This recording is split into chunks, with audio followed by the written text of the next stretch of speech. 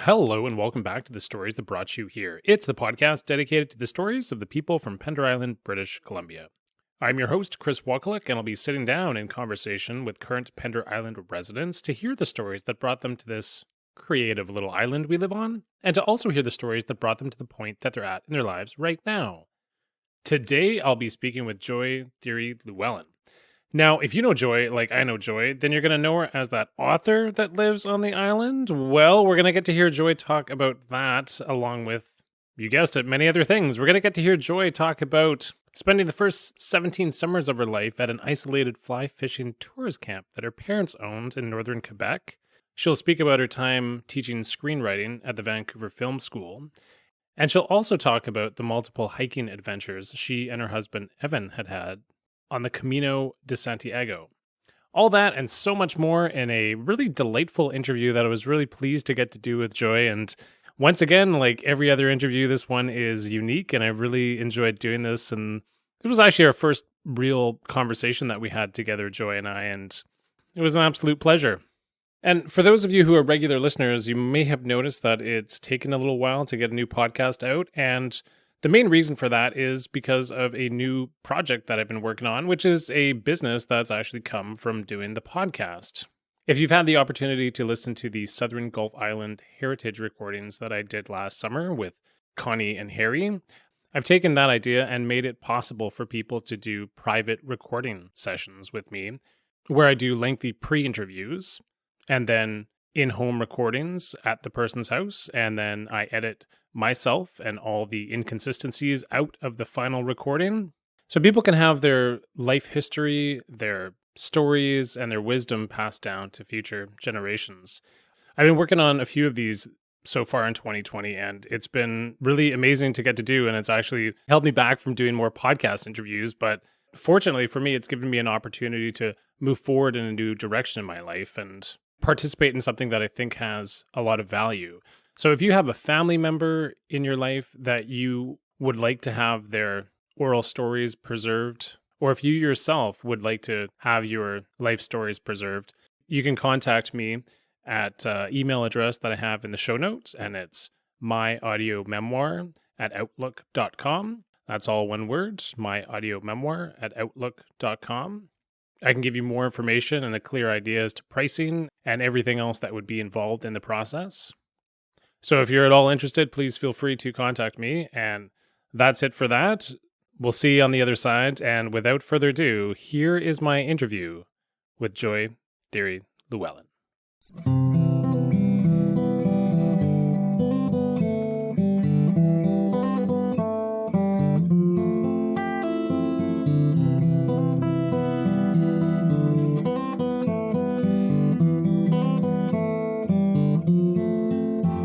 Joy, welcome to the podcast. Thank you. This is fun. Yeah, we're here on, what is it, Tuesday? It's Tuesday. Tuesday evening, 7 p.m. It's dark out. The mood lighting's on. We're in the basement. It's almost warm enough. It's great. It's just great. Good. Okay. Well, actually, before we get started with the first question, how was your day? How was your day today? It was good. It was a good day. Got lots of odds and ends done. I'm resisting doing my income tax. It's on the list. Yeah. It's good. They don't have to get done for a while, though. No, but because I'm self-employed and have my own little business, I have to enter everything. Every coffee, every movie, every gas mileage. So it just kind of adds up. Yeah, for sure. I've never really been self-employed and have to do that before. But that's coming for me, actually. You don't make it sound like it's a lot of fun. Yeah, you must be able to do it with this. Aren't you like writing off work and writing off equipment? I'm gonna have to look into that. I don't know. Yeah. I'm not tax savvy. Okay, maybe we'll talk about this. I am the queen. I've been doing this for a long time, so yeah, I can show you what I do. Okay, well, we might have to trade notes, or you'll have to give me your notes. I'll copy your notes. Yeah. But okay, well, let's jump into the first traditional question, which is, of course, what brought you to Pender Island? Well, my husband Evan, his mother and sister bought a property in 1973, I think it was, on the island, and had a house built and lived here full time. And then when they passed away, was it 84? Anyways, in the 80s, we inherited the house. Evan and his brother, and we bought out his brother, and we rented it out for quite a few years. Lived here for the first year, 1991, and then rented it out for about 25 years, and then we've been here full-time 7.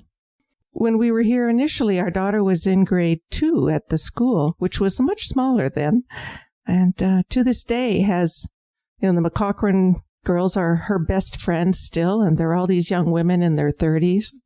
So good memories for a family. What made you decide to move to the island for a year when that first? Well, we have nomadic history, and Evan had taken a year sabbatical, and I had taken a year sabbatical, and so we lived in Germany for a year, and then came here and lived for a year, and loved it. But we had to get back to North Van to get back to our jobs. And we came here 7 years ago in my version. I think Evan might have a different version, that we would be here for 2 years and then move to Victoria. And that was 7 years ago, and I feel like we're rooted.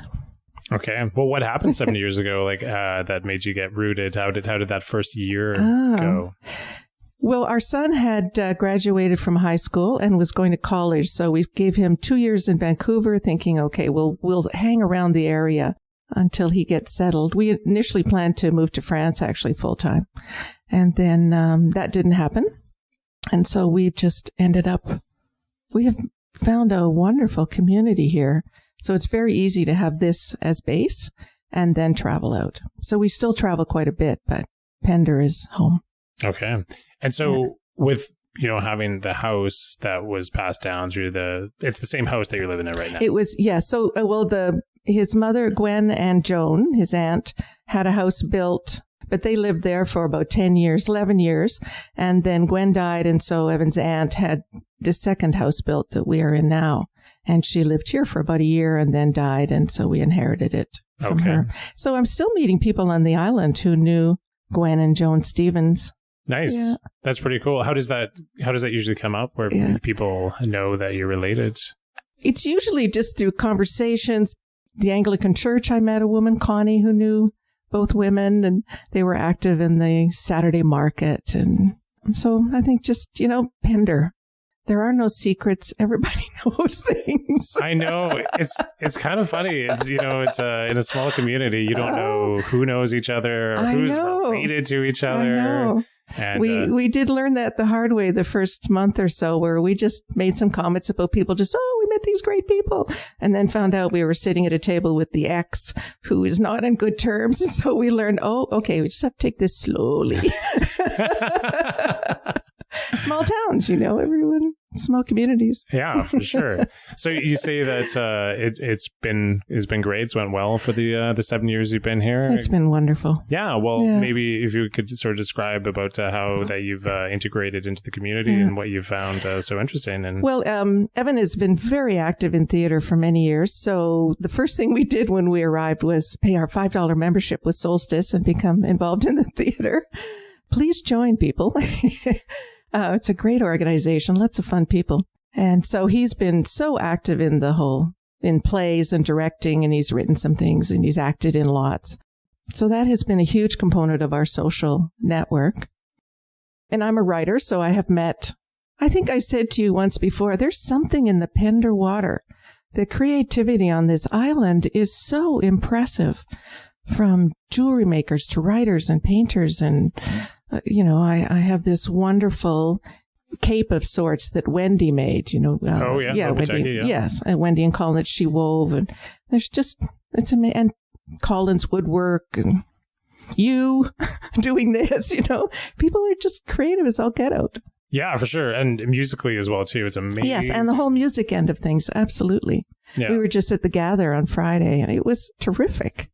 Great food, good music, good company. It was fun. Yeah. Was it band playing at Gather that night? Or it was BTU. So Barney Bentall and Sherry Ulrich and Tom. I don't know Tom's last name. I didn't know him, but they were terrific. Cool.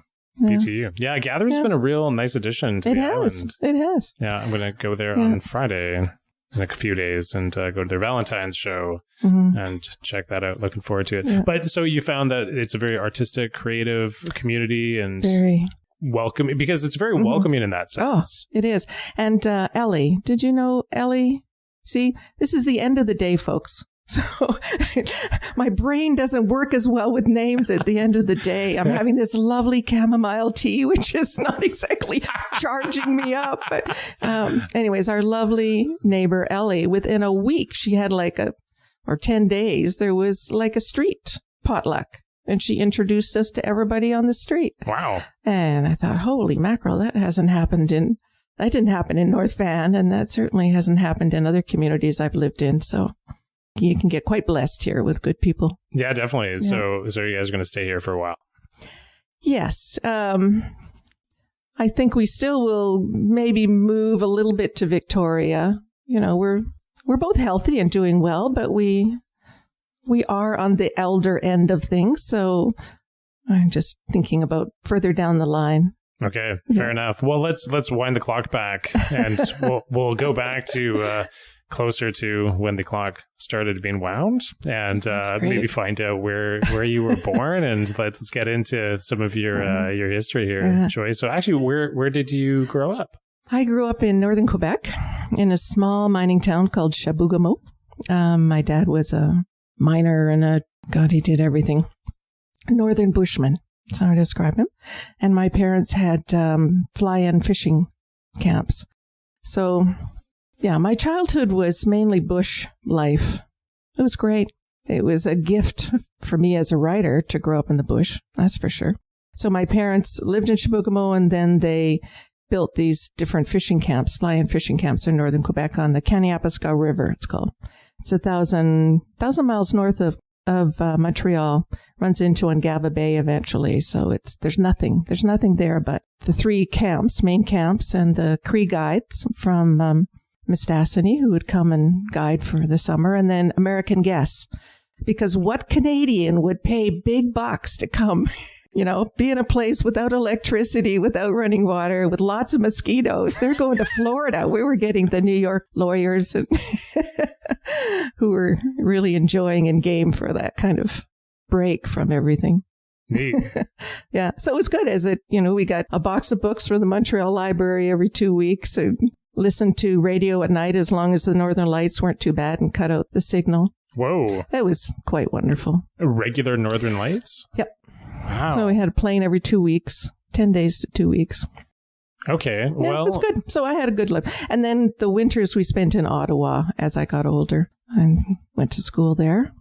But, I don't know if anyone else has had this experience, but it's almost like my summers were in color and my winters were in black and white. And my winters were great. I had a wonderful experience in school, good friends, but there was something about that time in the bush that just brought me alive in a way. And you and I were just talking about the work that the two of you did in towers, fire towers. That, I think you get that kind of, just that quiet in the bush is like no other gift.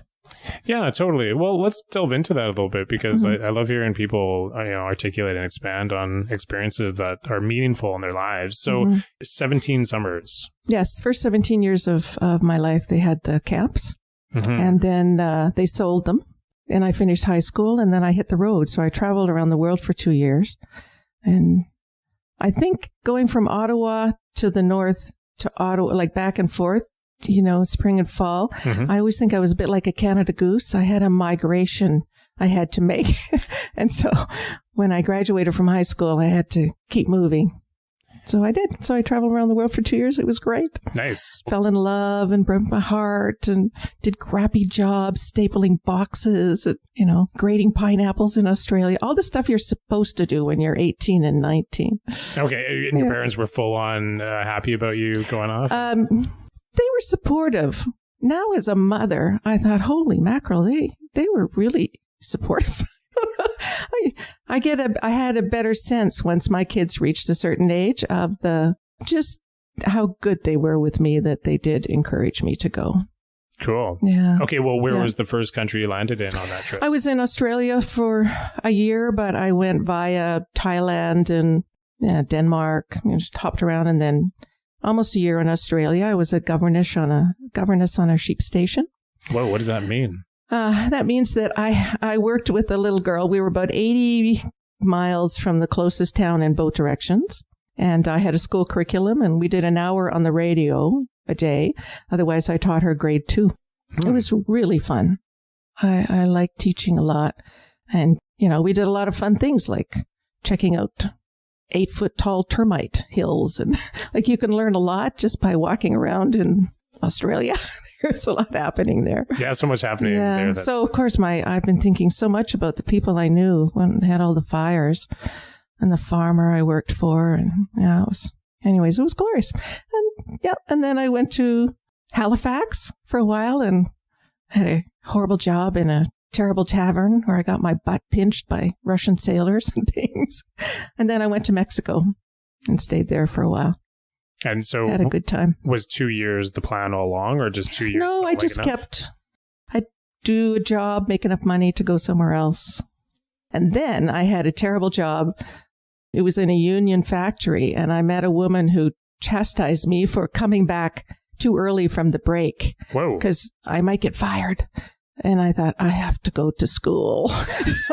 So I did. So I went and studied biology, which was my love. I wanted to be a writer, but I didn't know any writers. And my dad said, nobody makes money. You can't work being a writer. That sounds like a dad thing for sure. Yeah. Yeah. Where did you go to school? I went to college in Peterborough, Sir Sanford Fleming. It was great. They taught foresters, biologists, and archaeologists. It was a really fun time. People there remained dear friends. Yeah, it was good. And then I worked in the north and met my first husband, Paul, who was a polar bear biologist, caribou biologist, worked with black bears. So thanks to him, I ended up in Yellowknife for 5 years, which was also really good. Liked it. In fact, I've often thought that Yellowknife and Pender were very similar in many ways because we had lived in this small town in Edson, Alberta, for a year while he studied caribou in the foothills of the Rockies. And that was like 1976. And unfortunately, in those days, we weren't living together. And I just wanted to find yogurt. And so I did not fit into Edson. So we went to Yellowknife, and poof, the first week we had more dinner invitations in 1 week. It was like coming to Pender. And people brought their kids and their dogs if you had dinners. I love that. I love multi-generational, I like animals being part of it. So well, Pender's it. Let's hang out in Yellowknife in the mid-70s for a little bit here. Okay, so you go up there and it's a very welcoming community. It was. How big was Yellowknife in the mid-70s? I think when we arrived, there might have been 8,000 people. Okay.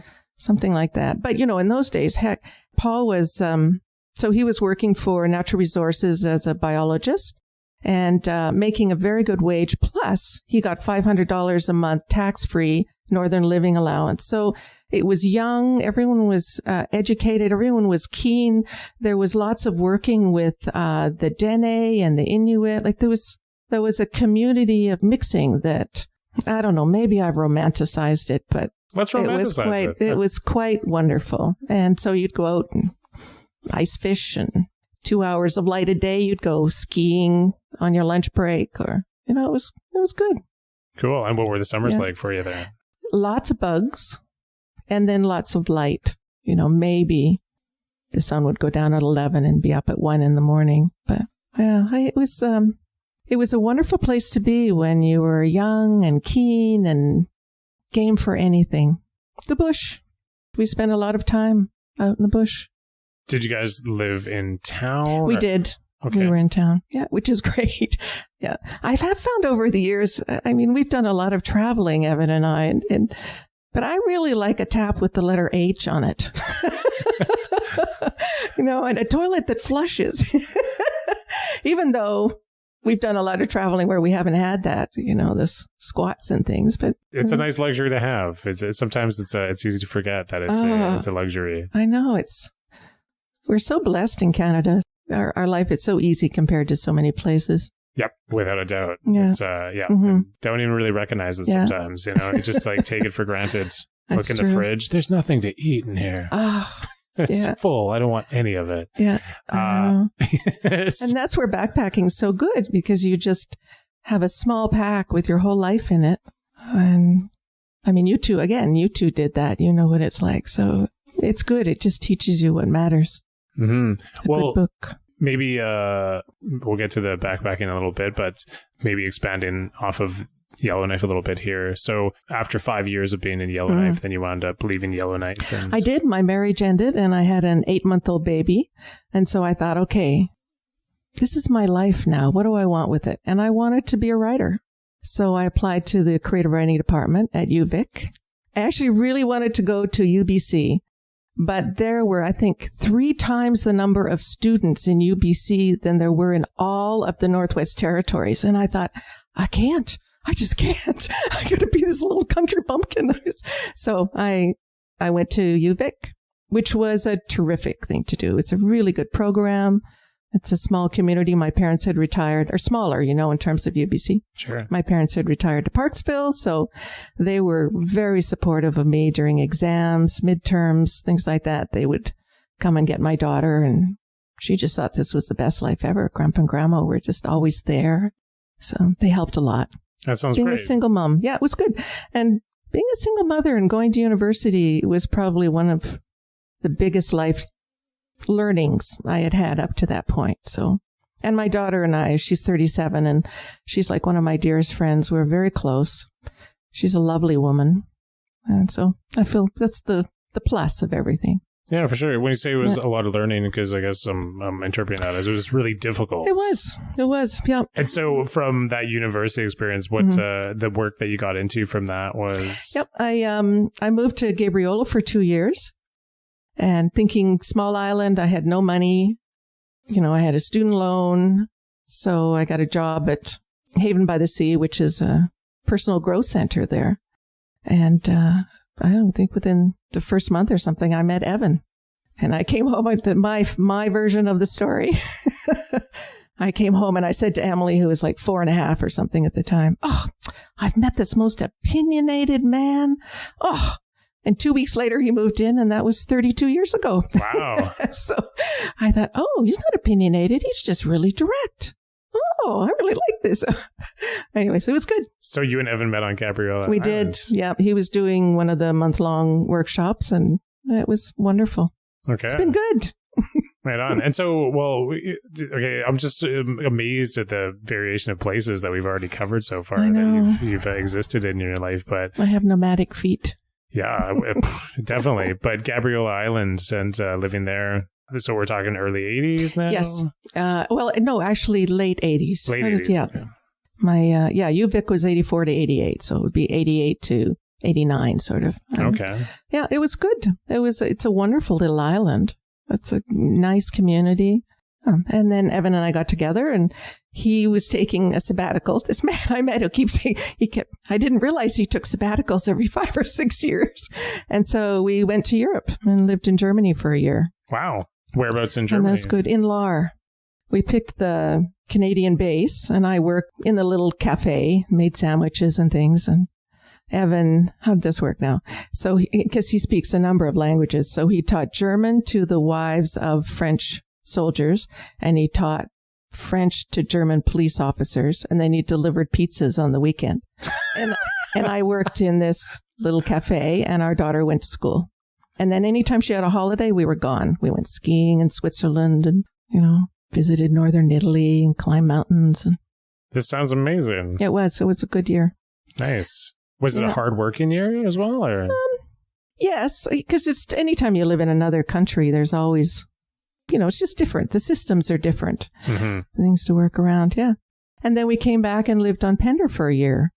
And that would have been 91, around there. And Emily went to school here. And that was great. That was a good year. Okay. But then we had to get back to life.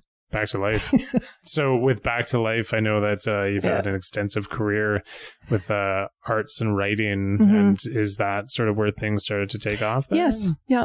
So our son, Aled, was born, and I was able to stay home for the first year, which was really great.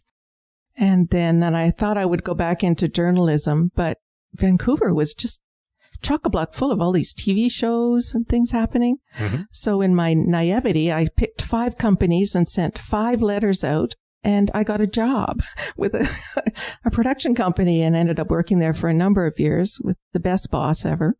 And just one thing led to another. I started off filing and watering plants, and by the time I left, I was developing TV shows and writing scripts and just kept moving on. And then also I started teaching at the Vancouver Film School after a number of years, which I turned out to love.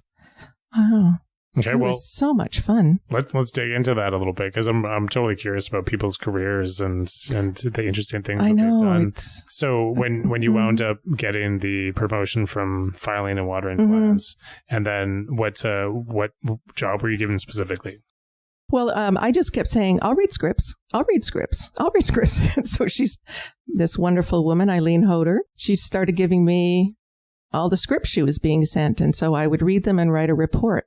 And she liked what I was saying and started to trust my opinions. And, and I was also gatekeeper because she was always being approached by writers. So I would meet with them first and find out what they were pitching. And I remember having one man come and say, I've got the best television show ever. And I said, well, what do you like to watch? And he said, well, I never watch TV. Everything's crap.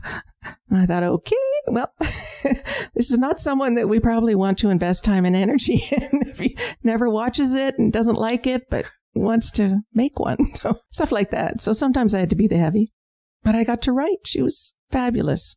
She was open to any idea. She introduced me to people, spoiled me for what a boss could be. Okay. And so when you say you got to write, what did you get to write specifically? Yeah. So I developed, I ended up developing a lot of shows for her, and then she would take them to broadcasters and yays or nays. And I did a lot of research, and then I would write we call the pilot script, the first script of the series, whatever. Sometimes I couldn't believe I was being paid to do what I was doing. I was almost thinking, is someone going to find out? This is so much fun. Right on. Were you spending a lot of time off hours in your creative mind thinking about it? No, it was, well, the one thing about the film and television industry, and some people listening will know because there are a number of people on Pender who work in the industry. It is bizarre hours. Yeah. My one little claim to fame involves X-Files, and I had written what they call a speculative script. So you write a sample script for the show. And so I had written a spec X-Files, and just through circumstance got to have a meeting with J.P. Finn. It was only a phone meeting initially, but, it was like, he was one of the producers and a really nice guy. Because I thought, anyways, Aled was 9 months old at the time. So this is an okay story. I know legally he probably wasn't allowed to say this, but, I said, yes, I really wanted. I got so close because I loved X-Files. Were you an X-Files fan? I was, actually. Oh, yeah. I did like X-Files. Yeah. Sure, yeah. Anyways, he said, good God, woman, you've got a 9-month-old? Go home. And he didn't mean go home and just work. He just said, don't take this job. You're going to be working, 12, 14, 16-hour days. Enjoy your baby. He had 3 sons, I think it was. So I didn't, but I always loved that was my 6 degrees with the X-Files. Okay. Yeah. Well, I know that the industry is synonymous with crazy work hours. It's ridiculous. Yeah. Yeah. There were a lot of places I worked where I think I was the only married woman with children. Oh, really? Yeah. I was just a lot of people were divorced, or it's a tough industry to keep a marriage going. Yeah, I guess it's really stressful. And... Yep. High energy and dramatic. I ducked chairs. I was told to F off regularly and then kissed on both cheeks. Oh, it's a weird industry. But it's so much fun at the same time. So, I don't know. You have to like that kind of energy. For sure. So with the creative side of the work that you did through writing, where did that lead to, and how did that develop? Mainly documentaries. I don't even know, 30, 40 documentaries I worked on, which I really liked, because you get to research and become a mini expert on something. And then, so that was fun. And all levels. I wrote them, I researched them, I worked with writers who were writing them and helped if they were stuck. So I would pitch my own projects. I would be hired to work with writers who were working on something. And then I ended up just mainly working with writers and liked that very much.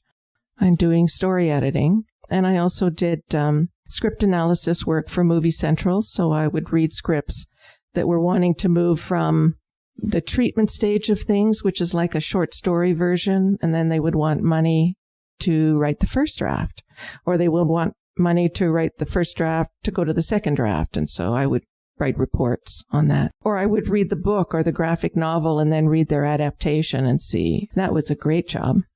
So it's really fun working with creative people. Yeah, definitely. Yeah. Was that something that you saw yourself doing when you were? No. And then teaching at the film school was also really good. I became a better writer because I had to break everything down to teach it. And the one thing about the film school, everybody working there was a professional.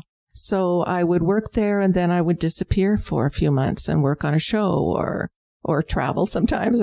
Everyone was coming and going, but we all were very current in what was being shot and working on shows that were happening in the city. So it was a very vibrant, alive, wonderful place to be.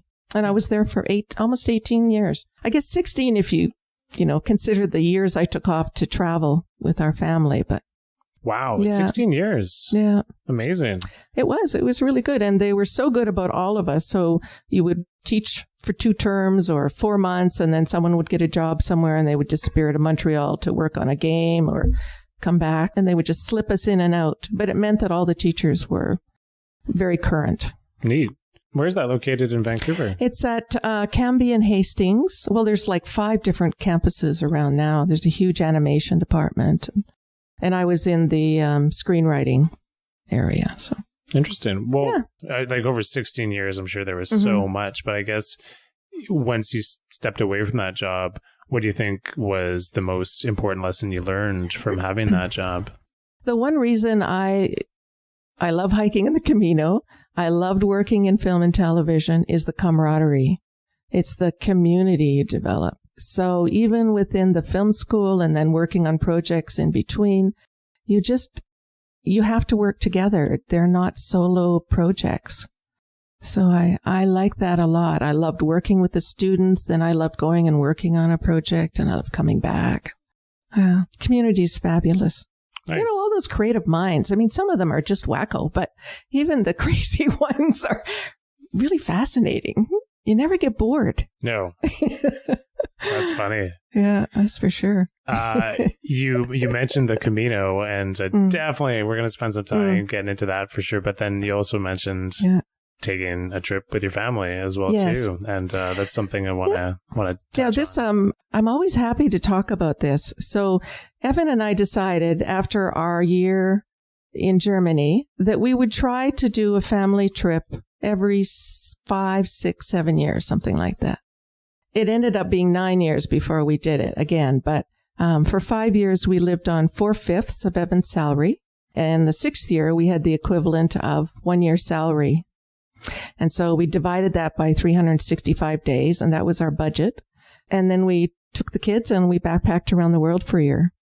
And our son was in grade 4, and so we took his books and we sort of split up the subjects. But boy, when you think about, when we talked to his teachers, they said, when you take out gym and recess and lunch, and if you do 2 hours a day, you're fine. Wow. So Aled had to write a journal on the country, and we'd research before we went to Thailand, so he would know it. And he became our money guy. That was his math. He was a whiz, 9 years old, and he could go from baht to euros to whatever. He was really good. And then our daughter was 18, and she said, I'm coming along for the cute guys with accents, because she had finished high school. So it was a wonderful family year. Okay, well, maybe talk a bit about where you went and how that year looked. The first 6 months were Southeast Asia. So we spent time in Thailand, 2 months in Thailand, and then we were in Bali in Indonesia, where we were going to spend a couple of months, and 9/11 happened. And so we were in a Muslim country, and we got stones thrown at us, and it was a scary time. Unfortunately, all the planes had were grounded. So as soon as we ended up, instead of going to Sumatra and all the other places we were going to go to, we went to India, and we were there for 3 months. And that was fabulous. That was a hard, wonderful, glorious, kind, unsettling country. Have you been to India? You know what? I haven't, no. Oh, I would go there tomorrow, drop of a hat. And we ended up staying in a lot of ashrams. So not that we were followers of any of the gurus, but I'm quite intrigued by intentional communities. For whatever reason, people come together for religion or politics or whatever. And we found they were very safe places to be with the kids. Didn't worry about them. Yeah. And then we went to Turkey and Europe. And the last 6 months when we were in Europe, we did woofing. Do you know that? Oh, working, for sure. Yeah. So working on organic farms. Yeah. So we worked on a goat farm, very isolated goat farm in the Pyrenees Mountains. And we worked in vineyards in Italy, and we worked in Italy. Actually, we worked in this really cool place. They make the only miso in all of Italy. They were all biodynamic farms, all macrobiotic. We learned a lot. We ate well. Yeah, it was great. Worked on farms. We had to look after donkeys, and good for the kids. That's fantastic. It's really good for the kids. So that was 6 months of yeah, so 6 months in Southeast Asia and then 6 months in Europe. Okay. Yeah. All right. And we had funny. So Aled was still 9.5, not 10 yet. And boy, he wasn't keen on the woofing, and he used to complain. So we just doubled his chores, Said, no, you have to fill the wood box and you have to do an hour's worth of work a day. And he moaned so much, so he had to do 2. So he stopped complaining. That worked well. Good tip.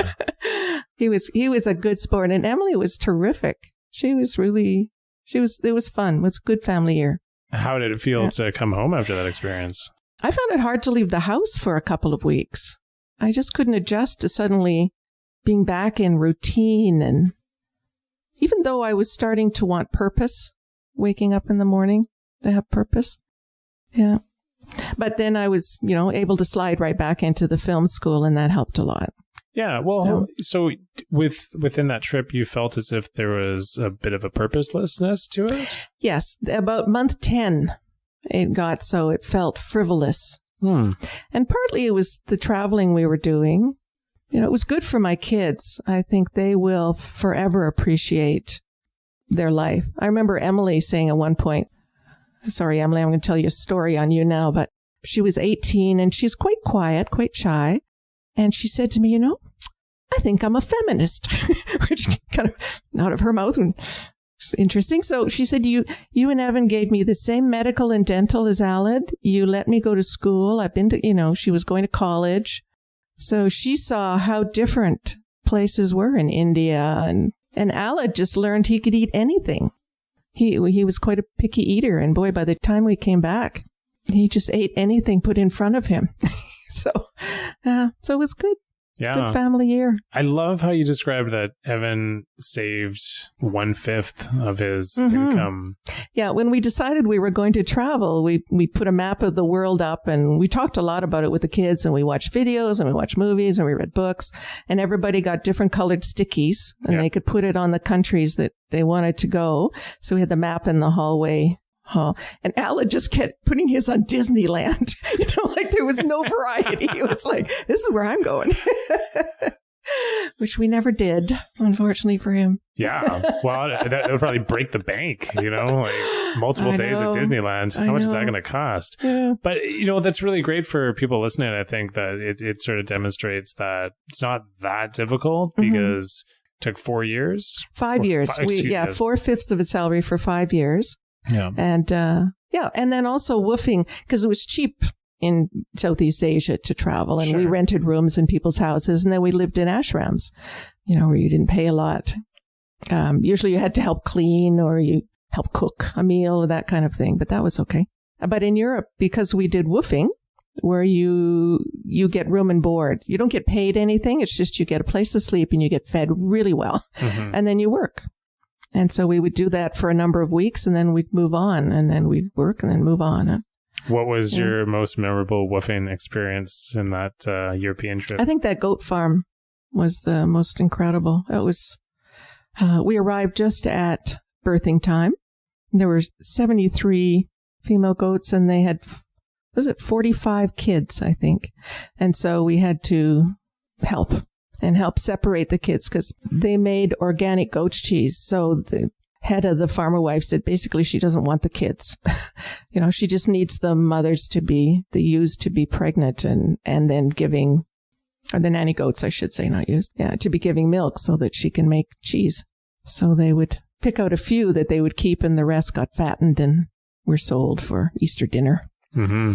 But with that experience, it was terrific because we were very isolated. We had horrible flea issues. Fleas were a big issue, so we would take our clothes off at the end of the day and put them into garbage bags and put them in the freezer and then put on our night things. And in the morning, we would take the clothes out and shake all the dead fleas and put the clothes back on. Just so you were constantly battling fleas. But ate well. It was stunningly beautiful. The Pyrenees. And we walked over the Pyrenees a couple of times doing the Camino. And this was much more rugged, but perfect goat country. Cool. Yeah. And it was an intentional community, which I really like. There were 5 families that lived on that property. And there was a man who made musical instruments, and then our farmer, husband and wife, they had goats. Someone else had cattle that he kept down in the valley.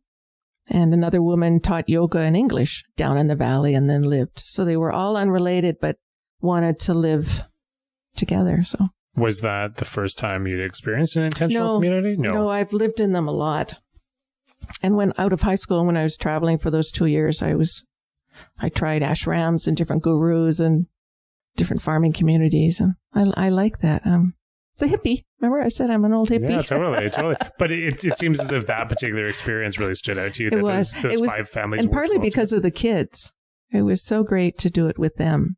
And we had lots of fun. And Evan is just such an entertaining man. So our kids know every Monty Python skit by heart because we would practice them as we were shoveling manure or, he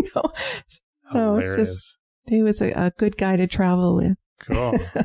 So you get back from the trip and life settles in. And then how did things evolve from there? Well, it went back to teaching. Evan had been a counselor for youth at risk, and he was really good. But it's a very stressful job.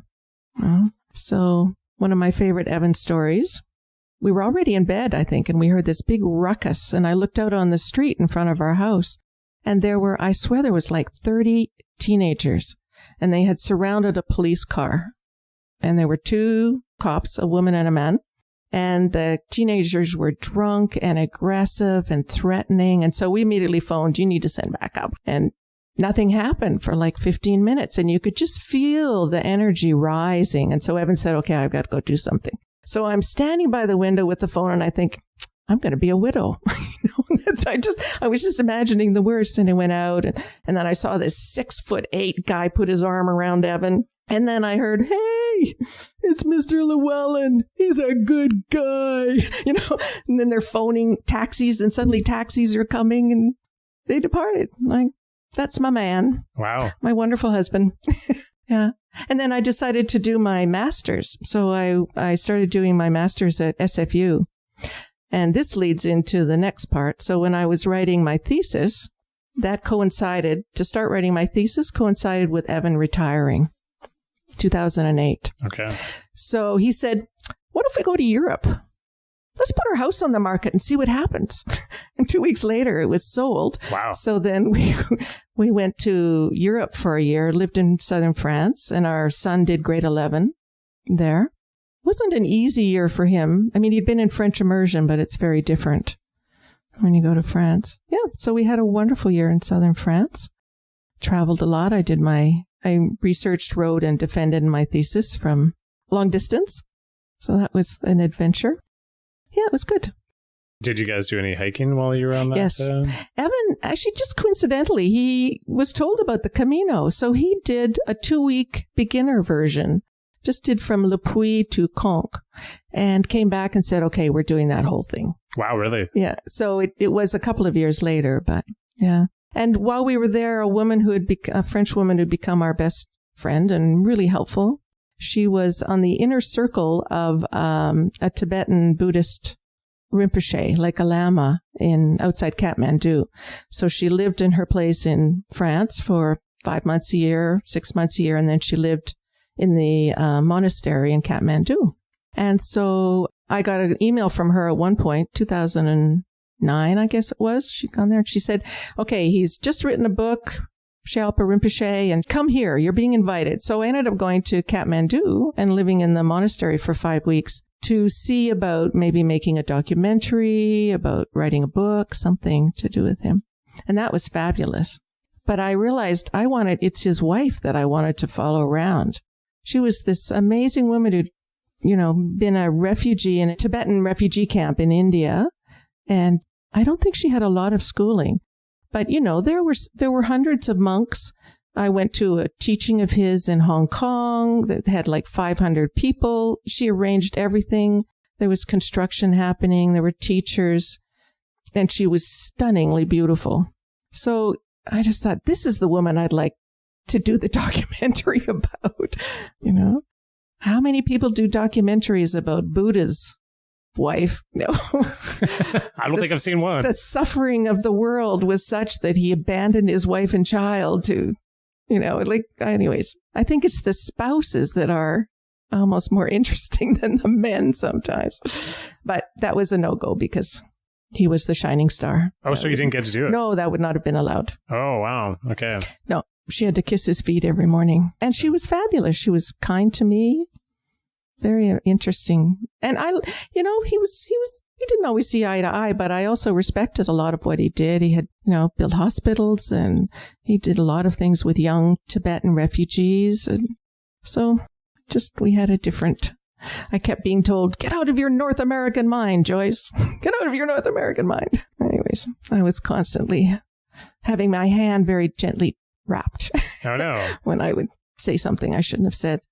And time and place. I had to be respectful. It was their environment. The North American mind, meaning what specifically? Well, all the servants, they got half a day off once a month. Wow. I think they got $30 a month pay, and seems like, and he was a very wealthy man. Yeah. So that discrepancy of stuff just never quite sat well with me.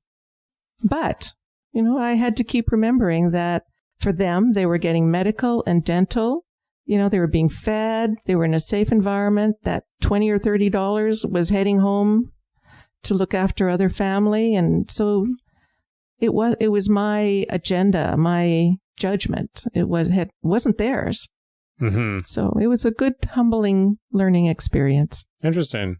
Yeah. Well, I guess it's interesting when, you look at something one particular way and then you feel pretty rigid about it. But then it's really, it's a nice feeling when you're able to sort of shift your perspective and see it from a different way and really truly see it from another way and then acknowledge, okay, maybe there's multiple ways to look at this. Exactly. Yeah. And, I still don't agree with things that I saw there, but I also learned the flip side. There was so much happiness because all of his monks, he had nuns and monks that he would bring by the busload from Tibetan refugee camps in India. Every year there'd be a new busload. And they would stay until they were 15, and then they could choose if they wanted to continue being a monk or a nun, or if they wanted to go home. And they would go home, being educated. They would know English. They would have had a healthy experience. They'd have had medical and dental. And there was so much laughter around that place and all these little boys playing soccer. And I was missing my kids, so I hung out a lot with them and they were very sweet with me. I think they were missing their mom. So it was a win-win for everybody. Wow. I'm so blown away with all the experiences that we've covered so far here. This is amazing. Yeah. Being a writer gives you options, I think. It's just because it's a flexible career to have? Yes. Yeah. And if you like to travel and then you can write too, then you can, take advantage of those moments. Like when I got the email saying, well, come to Kathmandu and see if you want to do anything, if you want to do a documentary. So I lived in the family compound and realized I did want to do a documentary, but not on the person I could. Like I couldn't make it on the one I wanted to. Well, let's get back to the Camino here, because I think that's kind of amazing how much time you and Evan have spent on it in the last little bit here. But actually, maybe just for people who have never heard of the Camino de Santiago. Yes, Santiago de Compostela, the Camino Trail. If you could help give an explanation as to what this is. And it's a 1,000-year-old pilgrimage route that starts in many places, because Evan's walked it from Geneva. People walk it from Paris. We've done part of or all of about 6 Caminos. There's sort of 9 main ones, and they travel all over Europe and end up in Santiago in northern Spain on the west coast. St. James, one of the disciples, his bones are supposedly buried there. And so it's been a pilgrimage route for years until, it was closed down for quite a number of years because of politics and things. It didn't open up again until 1975, actually, with easy access. But now there are so many people, and there are monasteries and convents and albergues, like hostels, all along the way. So every 20 kilometers or so, if you want, you can stop. And it's bunk beds. It's very busy, getting busier and busier. We went from Le Puy in France to Santiago in 2011. And that was 1,600 kilometers. So we walked for 72 days, roughly 25 kilometers a day. And it was life-changing for me anyways. It was fabulous. Now I'm hooked. So we keep going back and hiking different Caminos. We did 2 this summer. I walked part of one, and then Evan finished it when I came home. Yeah, so we walked Arles and Vézelay this summer. And I'm turning 65, so I would like to do a solo Camino. So this summer, I'm hoping to do the Portuguese and the Anglais. And they're sort of the smallest of the Caminos, and just do it on my own. Okay, well, when you say it's life-changing, what do you specifically mean by that? Yeah, I've thought about this a lot, Chris. Okay, so the community is fabulous. Anyone who's done it, the community keeps pulling you back. People you meet, the camaraderie. It's not easy. You're sharing, you've got a bunk bed in a room with 24 other bunk beds, and there's snoring and farting and wrestling. And, it can be, sleeping can be an issue. Your feet hurt. Your legs hurt. Your feet hurt basically at the end of every day. But also you're walking in fields and vineyards and over mountains and down dirt paths, and then you suddenly are in this incredible city, Burgos or Pamplona or Lyon, and everything you own in your life at that moment is on your back. And so things are very easy. Yeah, except they're hard as well. Except they're hard. But I don't know, at the end, the day may be hard and long, and then you reach the end and you have a cold beer or you have a glass of wine and you have a wonderful dinner, and everybody's telling stories, and there's 5 languages happening at the table. And Evan was often in the role where, he would be translating for a German woman into French for someone or into English. Like, he would often be like this table translator. See him doing all this juggling, where I confess I lean on him a lot. So, because he is so good with that. So this is another thing that's going to be fun this summer. I'll find out how I do.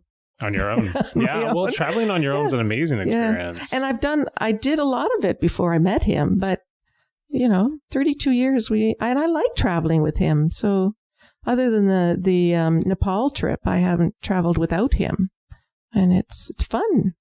So this will be a different experience. Yeah, it's always fun traveling by yourself, I think, and because there's so much growth that happens within that. Mm-hmm. But I'm so curious to just keep talking about the experience and what you wind up finding, because it's hard to put into words, but if someone's a writer, I'm going to challenge you on this a little bit. But maybe I'll start with a question, is because when I'm hiking, I find as if it's a meditation. I find as if my creative mind is engaged. If my wife is with me, we wind up having conversation that's very dream oriented and planning for the future, but just dreaming big things. Yeah. And our minds go to expansive places.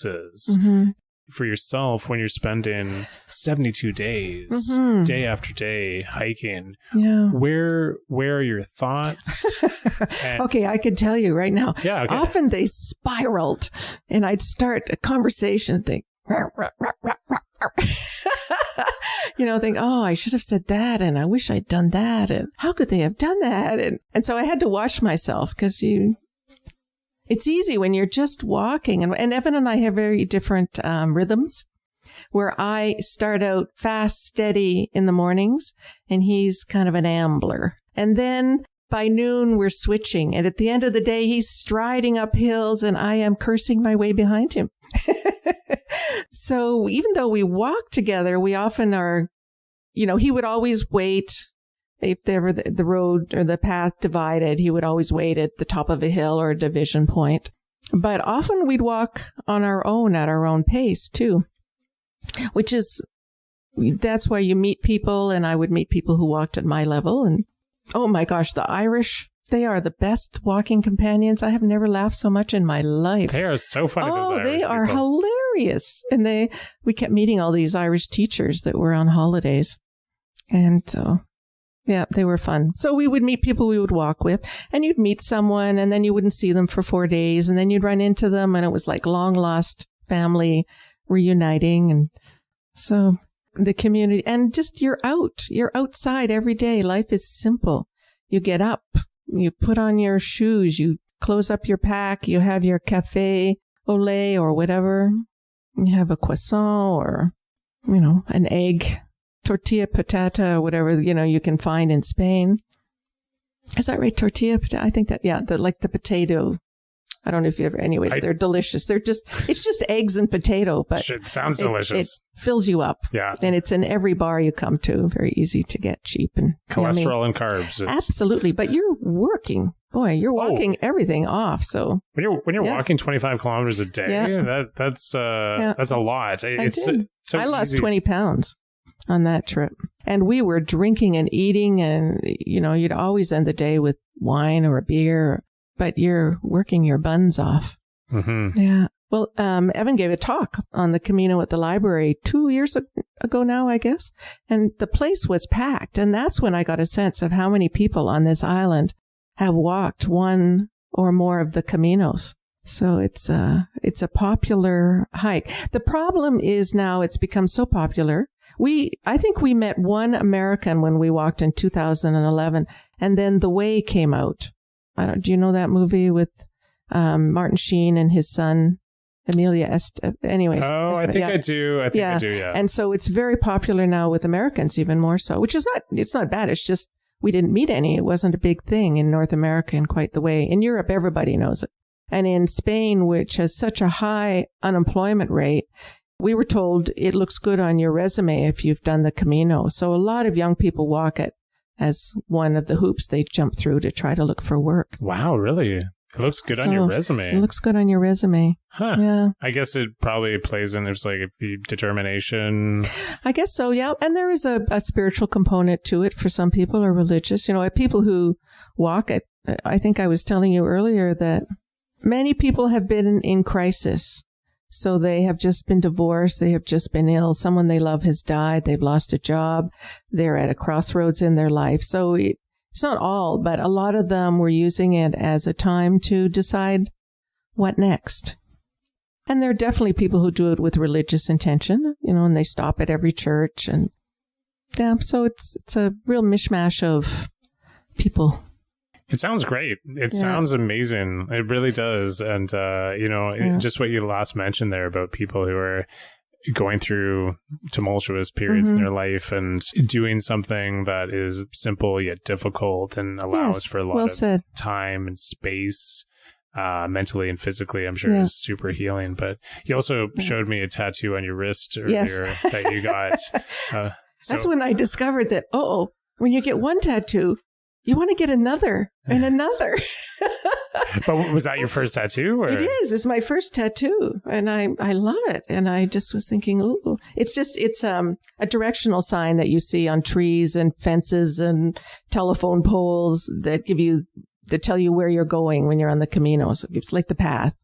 the path directions. And I put it on my right hand and it goes into my writing hand. So I call it my power Camino. Sweet. Symbol. Yeah. What year did you get that in? So that was, what are we? I think it was when I turned 60. When I turned 60, I changed my name from Joyce to Joy because that CE, it's like a snake hiss.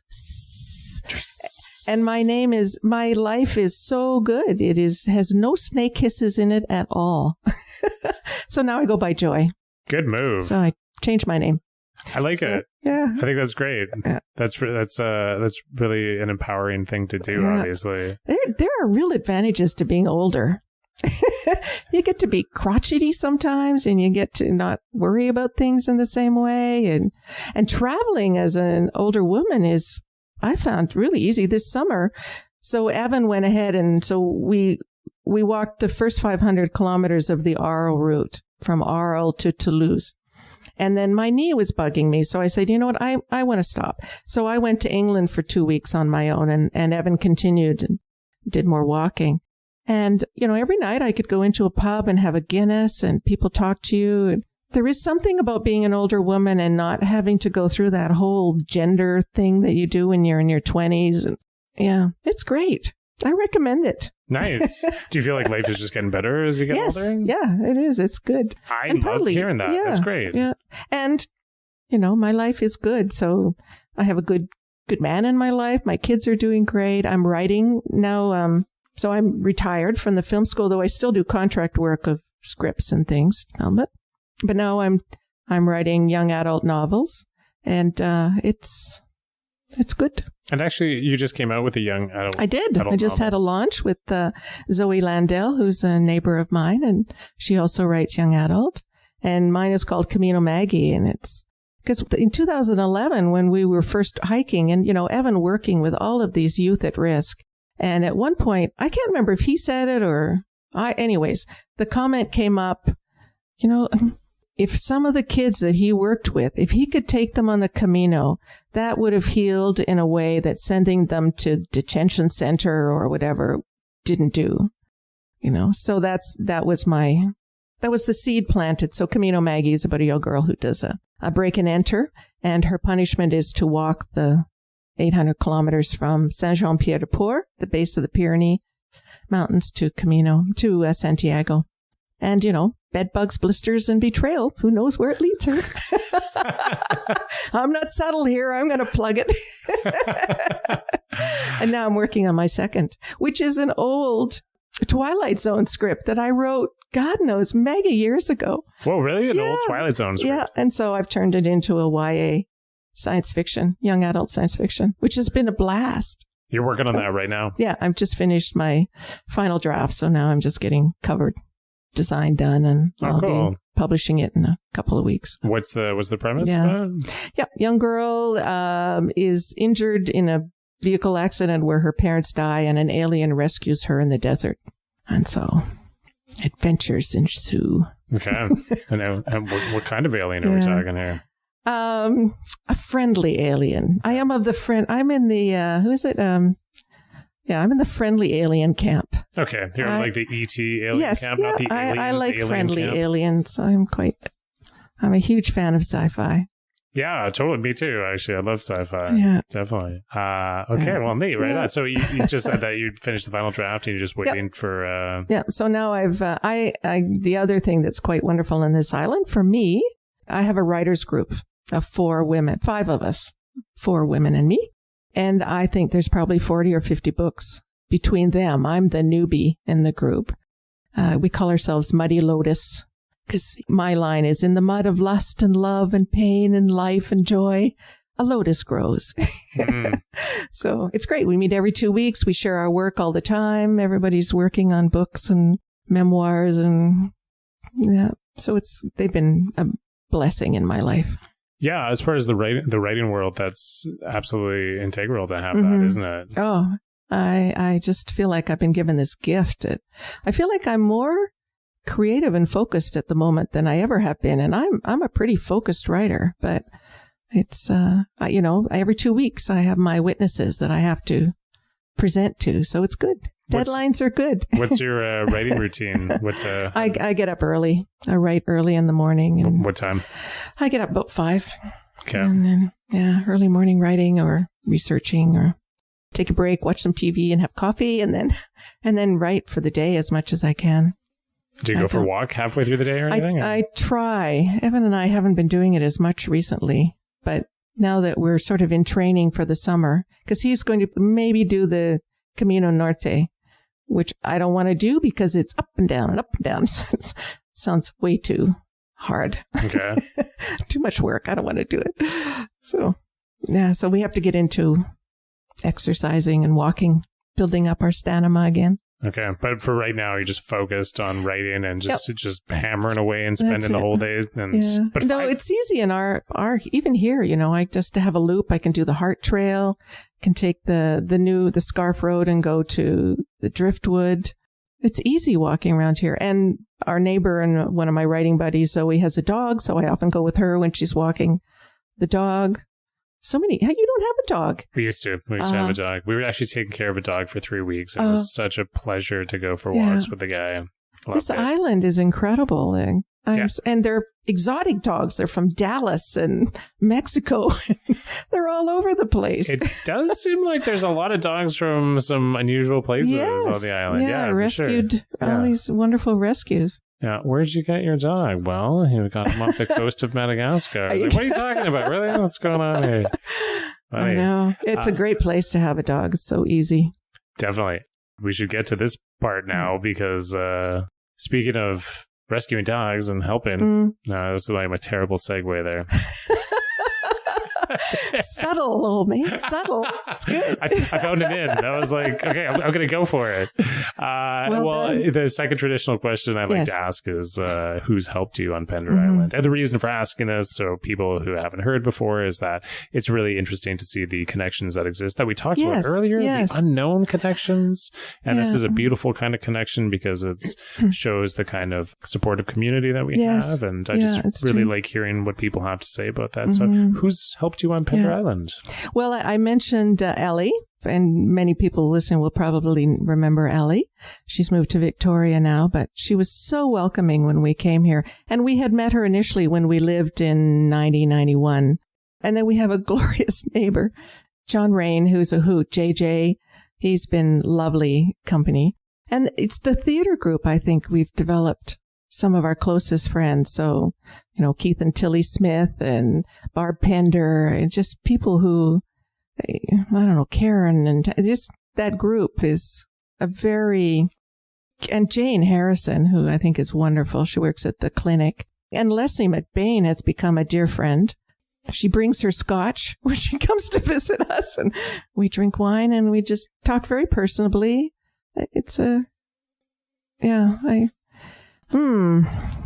Well, you're right. And it's that whole thing of, oh God, who have I forgotten? Because there's so many good people on this island that I like and run into. But what I'm hearing from you is, like, in terms of answering the question as to who's helped you, it seems as if you're identifying people who are there, are like showing up. And well said. Just welcoming, constant. Funny little drop-offs. Jackie Gill will appear at our door and she'll have a big box, because she and her partner John have a monstrous garden between the two of them. And she'll have a big box of vegetables, or she'll drop off jams. We have new neighbors, Mary and David, and they've been here 2 years, I guess. But Mary and I exchange books all the time. So it's that ease of being with others here on this island. I find it a real gift. Interesting. Because when you live in big cities, sometimes, the first year we lived in North Van, oh boy, that was one of the loneliest years. It was really hard to get to know people, and people were very friendly, but they were busy. They didn't invite you to their house, and they were often too busy to come to yours. So not like that on this island. I hope people find a similar experience that I've had. I think you have to be open to it, and I think that you have to open yourself up for that to happen, and that's inspiring to hear you say, and I think that's really wonderful. But I think that's how it works, is that if you open your door, it gets reciprocated. Yeah.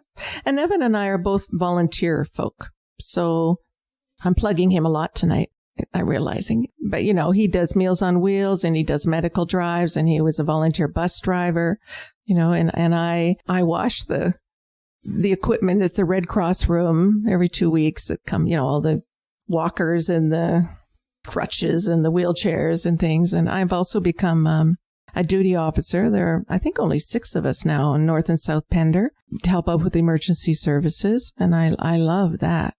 I want to be prepared for things so that I can help out.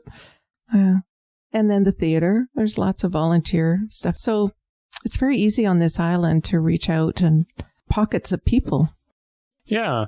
I've been hearing more lately the idea of finding a sense of value in your life can be found by helping others. Yes, I believe that. And that there's so many different ways to help other people. And I guess there's a lot of opportunities available on this island in a lot of various ways to help other people. Yeah. And I feel incredibly grateful for my life. And it hasn't all, I've been kind of Pollyannish maybe in this talk, but it hasn't all been easy. But at the same time, where I am right now is good. And so I feel blessed and I want to show my gratitude, paying it forward, I guess. Mm-hmm. Yeah. Yeah. Well, it's interesting what you mentioned about, did you say it was the Red Cross that you were helping? Yeah, there's a Red Cross room at the medical center. Okay. Where you can, for free, it's amazing, there's crutches and walkers and wheelchairs and, bathtub seats, things you put on the edges of bathtubs to hold on to as you're getting in and out, and air casts, and it's all free. It's incredible. But when it comes in, it has to be washed and cleaned up before it's put back on the shelf. So okay, and so as a volunteer position, yeah, because I had my dad here for several times a couple of years ago, and I was able to just walk in and sign out a bunch of stuff, and it was a gift. Because boy, if you have to pay to rent that stuff, it's really expensive. Huh? I didn't even know that existed. Thank you for mentioning that. Yeah, it's fabulous. I feel really appreciative, and there's beds, and it's jam packed with good stuff. Nice. Yeah. Something that just popped into my mind right now as a question is that what do you think that you've wound up learning about yourself in the second half of your life that you didn't know in the first half of your life? My body is stronger than I thought it was. I learned that from the Camino. I learned this very early because when I spent that year in Australia and I fell in love. And he was going to come home with me. And then I found out he was married. My heart was broken. Nothing like a 19-year-old broken heart, Mm-hmm. But I was sharing a house with 4 nurses, student nurses. And, it's like 4 a.m. and they're just pouring me wine and I'm weeping away. And they're going to get their mates together and go beat the crap out of this guy. And I thought, there are good people everywhere. So it was like a lesson of everywhere you go in the world, there are caring people who will reach out and help and love you in your terrible times. So as the older I get, the more and more I just see that happening. People reaching out. People are kind and good, and there are good people everywhere in the world. I remember my uncle, who was a farmer in Manitoba. I don't think he'd ever been out of Manitoba. And I had just come back from Australia and Mexico, I guess, on different travels. And he said, why would you want to go? You don't know anybody. And so for him, it was inconceivable that you would want to leave the familiar. And part of that was the fear of the us and them, which I think is rampant in our world at the moment. So the more we can see them as like us, it's a good world. It is. It is a good world. And again, thank you for saying that, because it's not really the message that is presented in mainstream media. What you're saying is just the exact opposite, right? Yeah. That, the division. And it's, again, I'm not blind to the horror stories of what's happening out there. Evan and I watched the news tonight, and we're just watching the Syrian refugee camps, and you just want to weep. But yeah, I don't know. Sometimes there's only, when we were traveling in India, every day we would get up and it would be, okay, who are we going to give money, or what are we going to do today? Because it was bottomless. And we ended up buying food and giving it to the older women because they were the bottom of the totem pole of desperation. You know, the young kids are cute and they can attack. They don't have an easy life, but they will find people who will give them money. But the old women, all they own is the sari on their body. So it was a really good time for my kids, I think. Good lesson of how little you need, how little a lot of people live with. Saying no is huge. That's my life lesson. I have learned to say no as I've gotten older, which I was not good at. Or actually, the line I use is, "Oh, let me think about that overnight." That was a friend who gave me that line. It's been invaluable because I too often would say, "Oh, yes," because I am interested in a lot of things, but then I'm stretched. Right. And that doesn't feel good. Doesn't feel good at all because it's family or someone ends up losing out. So saying no has been a real gift. So now I don't do night meetings.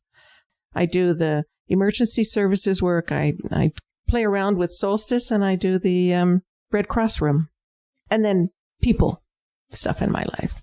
Yeah, it's good. Saying no is really good. For sure. But that's good advice, too, because, if you're uncomfortable saying no in the moment, then at least you give yourself an opportunity to just not say yes and not put yourself in an awkward situation. Right. Yeah. And it's not that I can't say no usually. It's just I get really excited and interested initially. And then when I go home and I think, oh, my God, I've committed to this. And wait a minute, I'm supposed to do that. So I have sucked myself dry a couple of times doing that. So getting older is good. I like it. I like it. It's something I rarely hear from people, and I like it. It's good. And we are healthy, and I know watching my father who is struggling physically, that's hard. But while you're healthy, it's good. What is your dad's first name? Ron. Ron. Yeah. Okay. Yeah. And he's a tough old bushman who just isn't giving up, but he's struggling. So breaks my heart.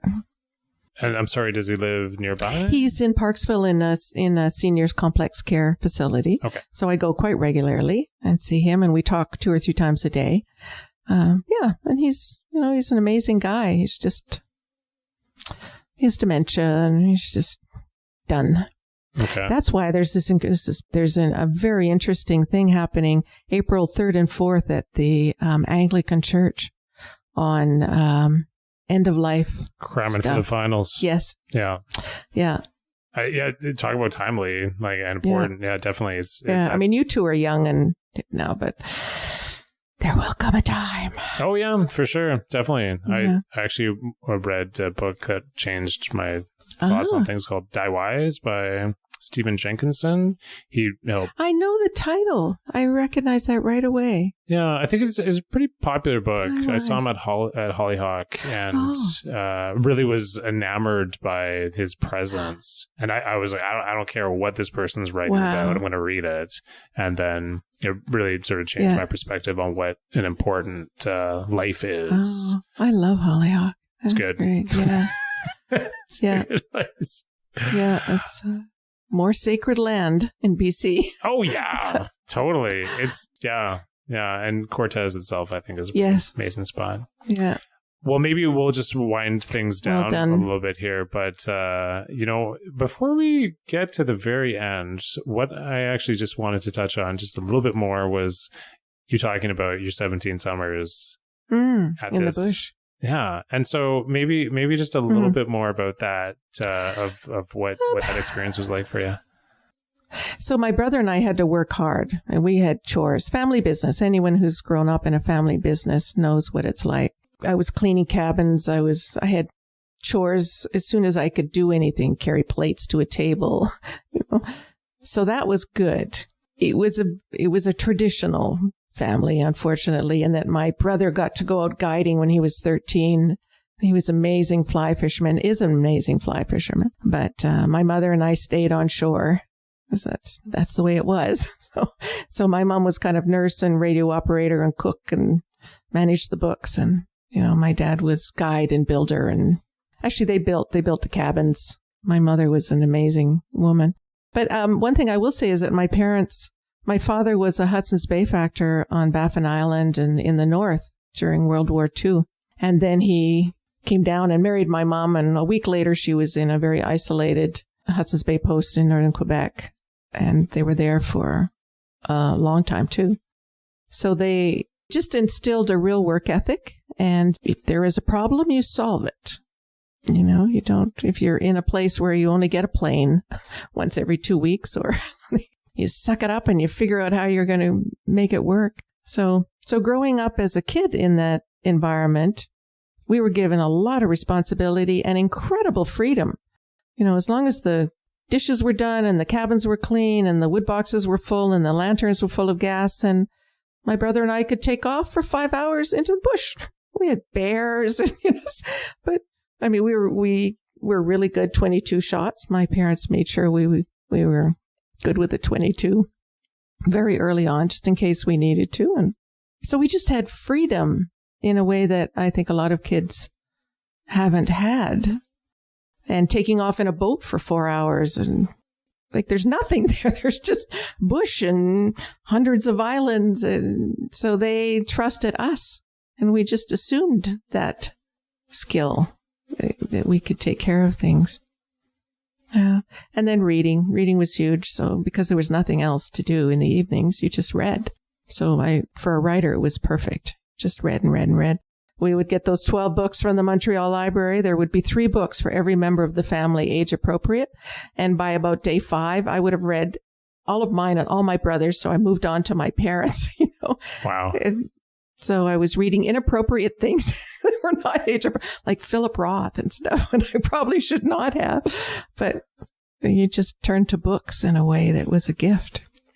That sounds like a beautiful childhood. That sounds so great. It was great. It was really, really, really good. And my cousin Leslie would come. She was about my age, and she started coming up for the summers to keep me company, because Lindsay was off guiding. So Leslie and I would do the work on the, you know, in the camps, and then I'd have company. That was great. Trust was really good. I just think of the helicopter parenting that I probably have been guilty of. There certainly wasn't an issue for my parents. Trust. Yeah. Just know the kids will handle it. Nice. Yeah. Thank you, Chris. Yeah. This has been great. It has been great. You're really great at this. You're really great at this? This interview has been, it's been different than any other one I've done. We've covered a range, haven't we? How many people have you done now? What am I? What number? I believe you are number... Wait a second. The answer to everything? 42? Woohoo! That's great. Wow. So you've more than passed your 25 limit. Well done. Yeah. Well, it was 25 for that year, but yeah. Wow. And you've been doing this for 2 years now? 2 years now. Wow. Yeah. Compliments to you. Compliments to you. Thanks for coming in, Joy. It's been a pleasure. Right on. Thank you. All right. Well, I'd like to thank Joy again for that wonderful interview. And to honor that interview, I decided I would come to the Magic Lake Parks and Trail sign. So right now I'm standing on the corner of Schooner Way and Ketch Road. And this is the entrance to Magic Lake Estates. And there's a sign out front of the fire hall that has a map of all the parks and trails located in Magic Lake. And there's something about this map that made me think of Joy and the interview we did. And I stopped to take a long look at this the other day, and I was just mesmerized by what appears to be a pretty simple looking map on first view. But as I went deeper into it, I was really surprised, impressed, and mesmerized by this piece of art. So it's just on what I believe is a piece of plywood, and it shows all the roads and the lakes and all the little trails that exist and the different parks in this area. And it looks like it was done by Pamela B. Brooks. And then in brackets, it says after Warren Moore.